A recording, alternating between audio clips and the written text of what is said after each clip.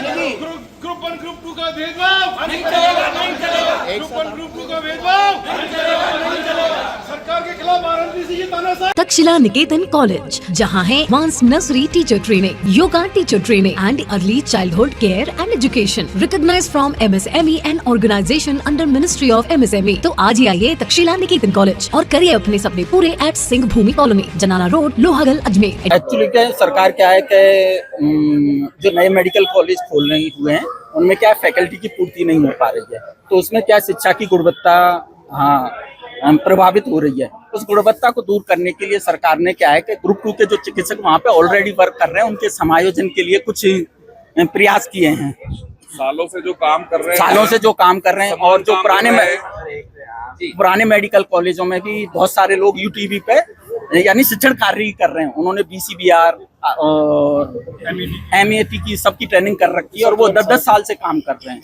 बहुत कुछ super speciality के डॉक्टर्स भी हैं।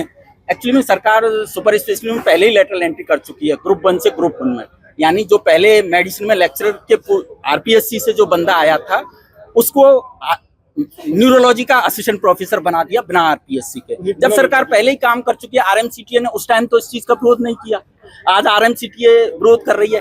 RMCTA कहेगी 24 से 28 शिक्षक लेटरल एंट्री के द्वारा बिना RPSC के सुपर स्पेशलिटी में अपने अपने डिपार्टमेंटों में बिना RPSC के समायोजित कर लिए गए हैं।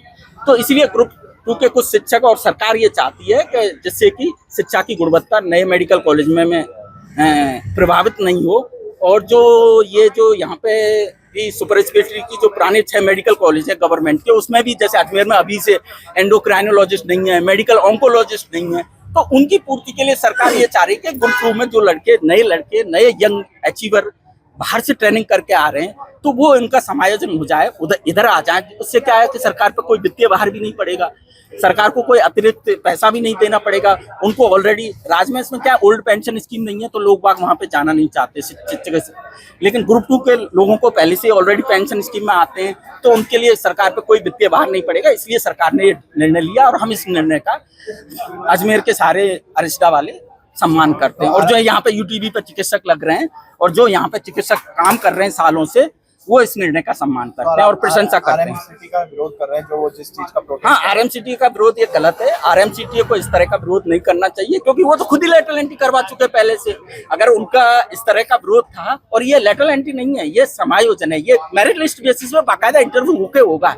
ऐसे नहीं होगा कि किसी को भी ले लिया। सरकार बाकायदा एक ड्यू प्रोसेस के तहत वर्क करेगी जिससे क्या मेरिट भी प्रभावित नहीं होगा। मैं डॉक्टर इब्राहिम खान हूँ और मेडिसिन डिपार्टमेंट में काम कर रहा हूँ मैं 5-6 साल से, और मैंने DM किया हुआ न्यूरोलॉजी में। ऐसे कई राज्यों में ग्रुप 1 ग्रुप 2 के आपस में मर्जर भी किए गए हैं। चिकित्सकों को आपस में किसी तरह का भेदभाव नहीं रखने चाहिए, सबको मिलजुल के काम करना चाहिए। सरकारों ने ये जो निर्णय लिया है, कई सही सभी बातों को सोच समझ के निर्णय लिए होंगे। इनका विरोध करना, वो भी बिना किसी बेस के अनावश्यक विरोध करना और आपस में वैमनस्य, डॉक्टरों में आपस में वैमनस्य पैदा करना कि हम ग्रुप 1 है ग्रुप 2 है, इस तरह का नहीं करना चाहिए। सबको मिलके काम करना चाहिए। और सरकार ने किया है तो कुछ सोच समझ के किया है, इसका किसी तरह का विरोध नहीं करना चाहिए। सर, मेरा मानना है कि सबको मिलजुल के काम करना चाहिए, इस तरह का भेदभाव रखना ही नहीं चाहिए ग्रुप 1 ग्रुप 2 का। RMCT के जो टीचर्स हैं वो कह रहे हैं कि इससे ना बच्चों के भविष्य के साथ किसी तरह की कोई वो नहीं करनी है। 10 साल से पहले से सब कार्य कर रहे हैं, वही चिकित्सा का कार्य, वही शिक्षण कार्य सब कर रहे हैं पहले से ही।